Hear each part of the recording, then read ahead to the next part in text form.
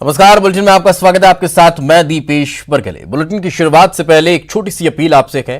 News 18 की आपसे गुजारिश है कि आप घर में ही रहें, बाहर मत निकलें, लॉकडाउन को हल्के में कतई मत लें। इस वायरस को हराने का यही एक सबसे बेहतरीन तरीका है और एकमात्र सिर्फ यही तरीका है। अगर आप तक खबरें पहुंचाने की हमारी मजबूरी नहीं होती तो हम भी इस वक्त घर में होते।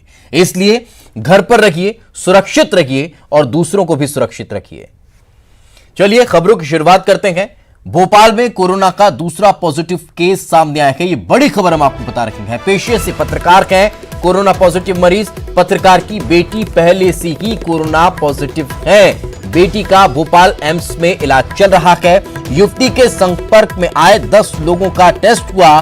नजदीकी लोगों, परिजनों का टेस्ट कराया गया और युवती के पिता के पॉजिटिव होने की सीएमएचओ ने पुष्टि की है। अब इनके संपर्क में आए लोगों से प्रशासन ने अपील की है कि होम क्वारंटाइन हो जाए। तत्काल सैंपल कराने के निर्देश भी दे दिए गए हैं। तो ये बड़ी खबर इस वक्त हम आपको बता रहे हैं। भोपाल से ये बड़ी खबर निकलकर सामने आ रही है। और ज्यादा जानकारी के साथ हमारी सहयोगी पूजा माथुर हमारे साथ जुड़ चुकी हैं। पूजा, आखिर क्या ताजा जानकारी है फिलहाल इस पूरे मामले को लेकर? देखिए, युवती पहले से ही कोरोना पॉजिटिव थी और उसके लौटने के बाद जैसे ही स्क्रीनिंग हुई, रिपोर्ट में ये बात भी सामने आ गई कि युवती कोरोना पॉजिटिव है। उसके बाद से प्रशासन अलर्ट हो गया और स्वास्थ्य विभाग ने युवती के संपर्क में आए हुए जितने भी लोग थे आसपास के, जिसमें बीते कुछ दिनों में युवती काफी संपर्क में आई थी, उन लोगों का टेस्ट किया गया। और ये वो लोग थे जो उनके परिवार के थे, जिनका आना जाना आपस में मिलना जुलना लगा रहता था, जिसमें युवती के पूरे परिवार के सदस्य और जो घर में कामकाज करते हैं वो सदस्य भी मौजूद थे। साथ में 10 लोगों के सैंपल टेस्ट लिए गए, जिसकी आज रिपोर्ट आई और रिपोर्ट में 9 रिपोर्ट्स नेगेटिव आई, लेकिन एक रिपोर्ट ऐसी आई जिसमें युवती के जो पिता थे वो कोरोना पॉजिटिव निकले। तो कुल मिला के हम कह सकते हैं कि अब भोपाल में जो स्थिति है, कोरोना पॉजिटिव के 2 मरीज मिल चुके हैं। और जिस तरीके से बता रहे हैं कि युवती के जो पिता है वो पेशे से पत्रकार हैं, तो यकीनन पत्रकारों पर ये कहीं ना कहीं अब संकट मंडराने लगा है, क्योंकि इनका संपर्क भी कई ऐसी जगहों पर हुआ जहां पर एक भीड़ भाड़ वाला इलाका था। पब्लिक गैदरिंग तो नहीं कह सकते, लेकिन जिस तरीके से बीते कुछ दिनों से सियासी उठापटक की कवरेज में पत्रकार लगे हुए थे, उनमें ये जरूर शामिल थे और इनके संपर्क में भी कई पत्रकार आए हैं, कई लोग आए हैं। तो अब उसको लेकर क्या कदम उठाए जा रहे हैं पूजा? जी बिल्कुल, प्रशासन अब अलर्ट पर है, क्योंकि ये एक संक्रमण की चेन है कोरोना वायरस, और इस चेन को तोड़ने के लिए ही सरकार ने कर्फ्यू भी लगाया है। और जहां जहां कर्फ्यू लगाया है वहां वहां मीडिया कर्मी अभी भी तैनात हैं पल पल की खबरें पहुंचाने के लिए। लेकिन अब जो इन संपर्क में आए थे, इस पत्रकार से मिले जुले थे, उनके साथ प्रशासन ने अपील की है कि वो खुद की स्क्रीनिंग भी कराएं और सेल्फ आइसोलेट होना, अगर वो चाहें, उनमें कोई लक्षण दिख रहे हो तो वो भी हो जाए सतर्कता के लिए। बिल्कुल बिल्कुल। लेकिन पूजा मैं ये जानना चाह रहा हूं, जिस प्रेस कॉन्फ्रेंस का बार बार जिक्र हो रहा है, उस प्रेस कॉन्फ्रेंस में ये भी वहां पर मौजूद थे, तो क्या अब उस प्रेस कॉन्फ्रेंस को लेकर जो पत्रकार वहां पर थे या जो अन्य लोग थे उनको लेकर प्रशासन कोई कदम उठाने वाला है?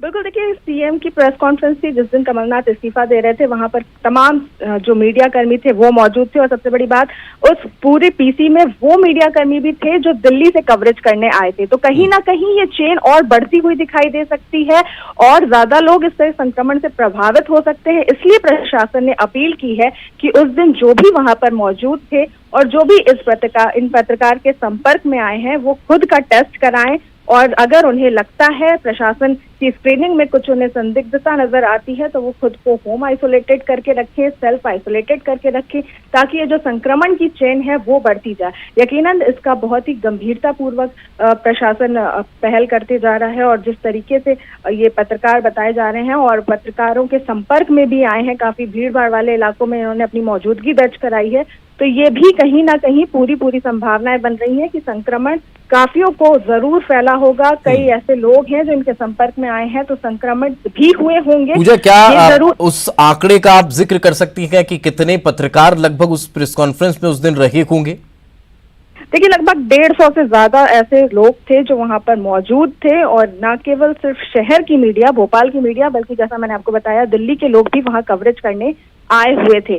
तो प्रशासन और ज्यादा इस पर गंभीर हो चुका है, क्योंकि ये काफी एक बड़ी चेन है। 150 से ज्यादा लोगों की वहां पर मौजूदगी दर्ज थी जो आपस में संपर्क में आए थे, और उस समय ये हाल, कोरोना की जो एक खास बात होती है उसमें हाल पता नहीं चलता कि वो कोरोना पॉजिटिव है या नहीं, हाल सिम्टम्स नहीं दिखाई देते।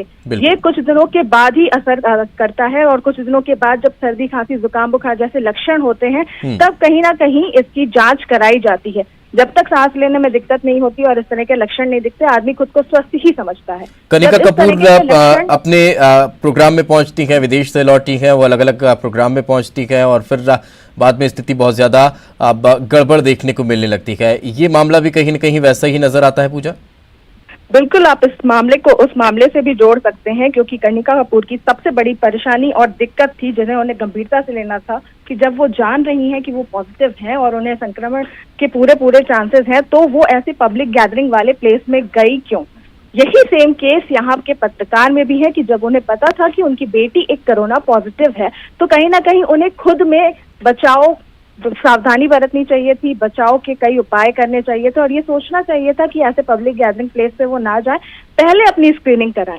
लेकिन जब रिपोर्ट्स आई, बेटी पॉजिटिव निकली, और उसके बाद भी ये इस तरीके से पब्लिक गैदरिंग वाले प्लेस पे जा रहे हैं और कोई सावधानी नहीं बरत रहे हैं, तो कहीं ना कहीं ये एक, कह सकते हैं कि चलते फिरते संक्रमण का ही एक स्वरूप है जो और लोगों को भी संक्रमित करने के पूरी चांसेस हो सकते हैं। और इसी बात को लेकर के जब एक पब्लिक गैदरिंग वाले प्लेस पर इनका मिलना जुलना लगभग 150 से ज्यादा लोगों से हुआ, तो अब ये आंकड़े और बढ़ते हुए भी हो सकते हैं, ऐसी पूरी उम्मीद और आशंका जताई जा रही है। इसीलिए प्रशासन लगातार लोगों से अपील कर रहा है। सीएमएचओ ने खुद ये अपील की है कि पैनिक होने की जरूरत नहीं है, लेकिन हाँ, सतर्कता भी बरतें और सावधानी भी बरतें। इसलिए खुद की जांच कराएं। अगर आपको लग रहा है कि उनके संपर्क में आप आए हैं और आपको कुछ ऐसी परेशानी हो रही है, जो सिम्टम्स दिख रहे हैं और नहीं भी दिख रहे हैं, तो भी आप जरूर, क्योंकि उस जगह पर आप उपस्थित थे, इसलिए अपनी पूरी स्क्रीनिंग टेस्ट कराएं, जांच कराएं, और उसके बाद आगे आपको क्या करना है, ये प्रशासन को अगर लगता है कि आपको जरूरत है, आपको और ज्यादा उपचार की जरूरत है, तो उसके अनुसार वो आगे का ट्रीटमेंट करेगा। लेकिन फिलहाल घर पर रहें और सेल्फ आइसोलेट खुद को रखें, क्योंकि ये थर्ड स्टेज को एक्टिवेट करने का मामला कहीं ना कहीं यहाँ पर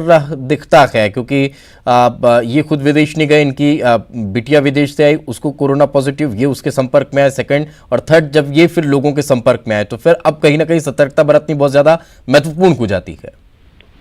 देखिए, बिल्कुल, ये 14 दिन का जो वक्त होता है ना स्क्रीनिंग का, ये सबसे रिस्की वक्त होता है, और अगर इसकी चेन इन 14 दिनों में ही ब्रेक कर दी जाए तो ये संक्रमण फैलने से रुक सकता है, बढ़ने से भी रुक सकता है।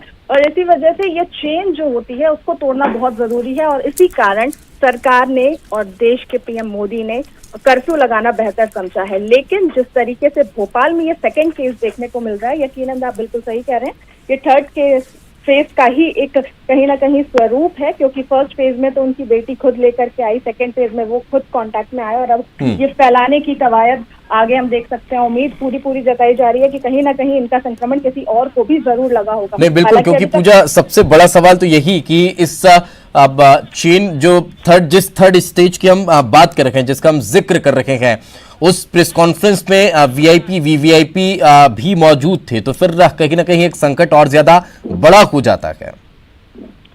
जी बिल्कुल, संकट भी बड़ा है, संख्या भी बड़ी है, लोगों की मौजूदगी के साथ हम कह सकते हैं कि जो केंद्र था वो भी बड़ा था, क्योंकि वो सिर्फ भोपाल शहर नहीं था। मैं बार बार जिक्र कर रही हूँ कि दिल्ली के पत्रकार भी आए थे, तो यकीनन दिल्ली में भी इसका असर कहीं ना कहीं देखने को जरूर मिला होगा। अभी तक जरूर मामले सामने नहीं आए हैं, बात निकल करके नहीं आई है, लेकिन अगर हम गौर फरमाए तो कहीं ना कहीं ये रिस्की बहुत है, क्योंकि भोपाल के लोग तो मौजूद थे ही, लेकिन साथ ही साथ दिल्ली के भी पत्रकार मौजूद थे और बड़ी संख्या में थे।